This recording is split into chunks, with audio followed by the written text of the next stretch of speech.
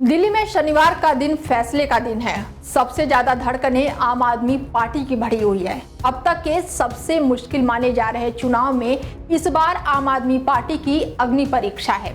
Voting खत्म होने के साथ ही आए एग्जिट पोल के नतीजों ने धड़कनें और बढ़ा दी है, खास करके आम आदमी पार्टी की। एग्जिट पोल में बीजेपी के दोनों हाथों में लड्डू की भविष्यवाणी की गई है, यानी कि दिल्ली में 2 दशक का वनवास बीजेपी खत्म कर सकती है। दिल्ली में वोटिंग अब खत्म हो चुकी है। आम आदमी पार्टी, बीजेपी और कांग्रेस के बीच इस बार के चुनाव में कांटे की टक्कर देखने को मिली। वोटिंग के बाद आए एग्जिट पोल में सत्तारूढ़ आम आदमी पार्टी के लिए मायूसी वाली खबर सामने आई है। वहीं अगर एग्जिट पोल के अनुमान सच साबित होते हैं तो 27 साल के बाद बीजेपी दिल्ली में सत्ता में वापसी करती हुई दिखाई देगी। हालांकि नई दिल्ली विधानसभा सीट पर अरविंद केजरीवाल के लिए अच्छी खबर नहीं है। एग्जिट पोल केजरीवाल को हराने का पूर्व अनुमान है।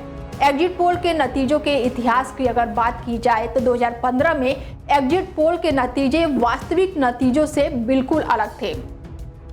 हालांकि 2020 में एग्जिट पोल के नतीजे वास्तविक रिजल्ट के करीब थे और ऐसे में जानते हैं कि आखिर एग्जिट पोल में किसकी सरकार बन सकती है। अधिकांश एग्जिट पोल में राष्ट्र की राजधानी दिल्ली में 27 साल बाद बीजेपी की वापसी की भविष्यवाणी की गई है।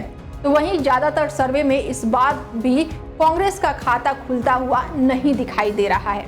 अगर मैट्रिक्स के सर्वे की बात करें तो बीजेपी 35 से 39 सीटें जीत सकती है। मैट्रिक्स ने आपको भी 32 से 37 और साथ ही कांग्रेस को 2 सीटें दी हैं। वहीं पी मार्क के एग्जिट पोल में बीजेपी को 39 से 49 सीटें और आम आदमी पार्टी को 21 से 31 और कांग्रेस को 1 सीटें मिलने का अनुमान जताया गया है।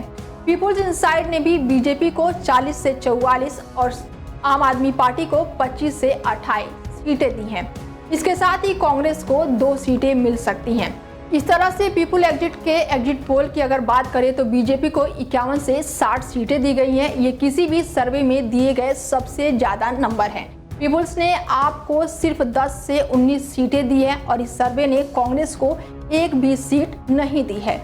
वहीं पोल डायरी के नाम की अगर सर्वे की बात की जाए तो पोल डायरी के सर्वे एजेंसी ने बीजेपी को 42 में से 50 सीटों का अनुमान लगाया है और इस एजेंसी ने आपको 18 से 25 और कांग्रेस को मात्र 2 सीटें देने का अनुमान है। वहीं दिल्ली में बीते दिनों विधानसभा चुनाव में 60% से ज्यादा मतदान हुए हैं। मतदान के दौरान हालांकि आम आदमी पार्टी और बीजेपी ने एक दूसरे पर पैसे बांटने और फर्जी मतदान सहित गड़बड़ी के आरोप लगाए। इस चुनाव में 2020 के विधानसभा चुनाव के आसपास के मतदान हुए हैं। पिछली बार 62.59% मतदान हुए।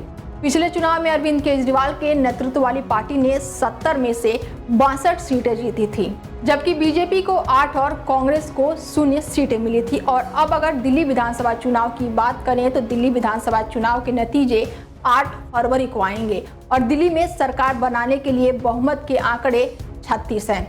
दिल्ली विधानसभा चुनाव में कुल 699 उम्मीदवार अपनी किस्मत आजमा रहे हैं, जिसमें से 603 पुरुष और 96 महिला उम्मीदवार हैं। पिछले विधानसभा चुनाव में कुल 672 उम्मीदवार चुनावी मैदान में थे। आम आदमी पार्टी और कांग्रेस ने अलग अलग चुनाव लड़ा है और दोनों ने सभी 70 सीटों पर अपने अपने प्रत्याशी उतारे हैं। वहीं अगर बीजेपी की बात की जाए तो बीजेपी ने एक सीट जेडीयू और लोजपा यानी कि रामविलास चिराग पासवान को दी है। दिल्ली में मुख्य रूप से बीजेपी, आम आदमी पार्टी और कांग्रेस के बीच त्रिकोणीय मुकाबला देखने को मिला। दिल्ली विधानसभा चुनाव में किसकी किस्मत चमकेगी और किसको नुकसान उठाना पड़ेगा, ये तो देखने के लिए बस कुछ ही घंटों का समय और बचा हुआ है। लेकिन एग्जिट पोल सामने आने के बाद से सभी दलों की धड़कनें बढ़ी हुई है। हालांकि ये एग्जिट पोल बीजेपी के लिए खुशखबरी लेकर आया है और आम आदमी पार्टी के लिए परेशानी का संकेत दे रहा है। अब ये कितना सच साबित होगा, ये तो 8 फरवरी को ही पता चलेगा। फिलहाल देखते हैं कि दिल्ली की गद्दी पर कौन बैठता है, ये तो 8 तारीख को ही पता चलेगा। फिलहाल इस खास पेशकश में मेरे साथ इतना ही। देश दुनिया की तमाम बड़ी खबरों के लिए देखते रहिए DL 24 भारत। नमस्कार।